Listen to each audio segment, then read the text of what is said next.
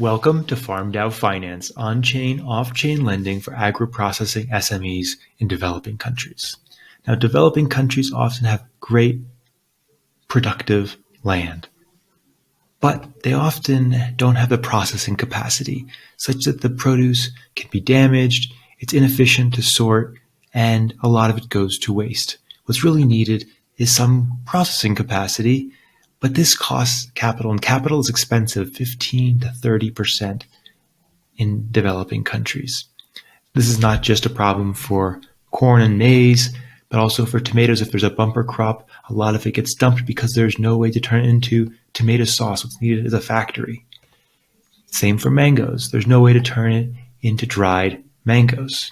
Now, meanwhile, in the crypto economy, yields are unstable. They go up, they go down, and investors are looking for a new way to get yield. Imagine there was a way that was uncorrelated with cryptocurrencies for investors to get good yield. This is where FarmDAO Finance comes in. Here's how it works. A borrower posts a loan, the lenders fund that loan, and the loan is dispersed to the borrower. Let's look at it in more detail. For an example, $1 million loan. The borrower posts it for a 10% interest rate for a year, and they'll pay a fee to our protocol of 5%. So the amount dispersed to them will be $950,000. But it gets more interesting. This loan will be broken up into two parts, junior and senior debt. The junior debt is the first money in and the last money out. That means it's higher risk and gets a higher interest rate. The remaining 70% of the loan is funded by the senior debt.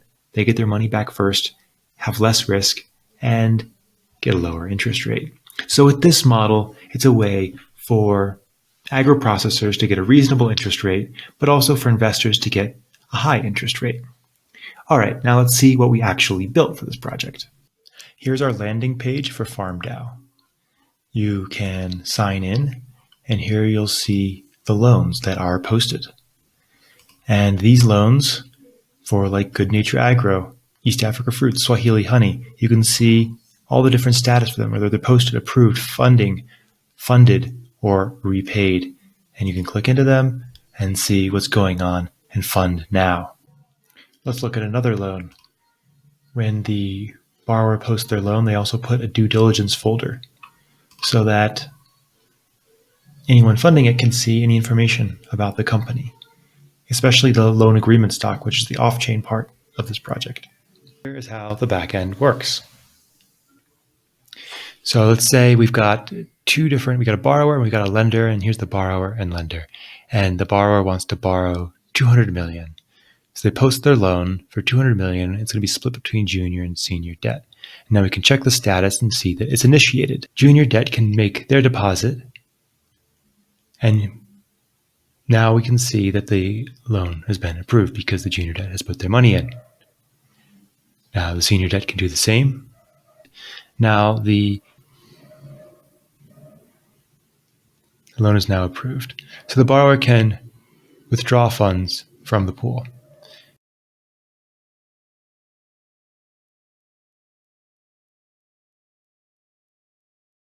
So withdraw funds, it says loan to withdraw is successful. So let's go back up to the top and look at the account balance. You'll notice when we refresh the page, the account balance now is 20 million ICP higher. Now, of course, they want to be able to repay the loan, so they can repay the loan. And now the amount to repay is 24 million because of the 10% interest. Loan repaid in full.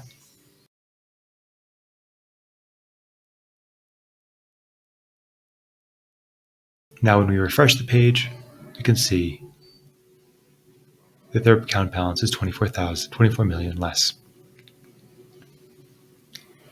Now, the lenders want to withdraw their money from the pool, so they can do that just like that from their account. And when we refresh the page, we see that their balance has now gone up.